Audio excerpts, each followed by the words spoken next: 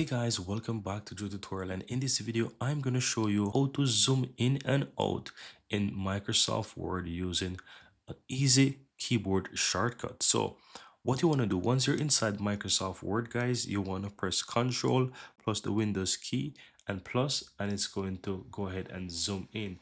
And to zoom out you basically do the Control Windows key and the minus sign. And let me go ahead and show you that from the on-screen keyboard, those keys. So Control and the Windows key and the plus, and this is the plus that you want to use in the top row where you have those numbers. Don't use the one from a standard from the numlock section where you want to use those, you want to use the plus from the uppermost part of your keys where you have the numbers here. So the Control Windows and this plus, and to zoom in, and the Control Windows key and the minus to zoom out. So that's all you have to do, guys. Press Control Windows key and plus to zoom in, and you want to press the Control Windows key and the minus sign to zoom out. And that's it. Very easy and very simple, guys. Hope you found value within this video, guys. Thank you guys for watching.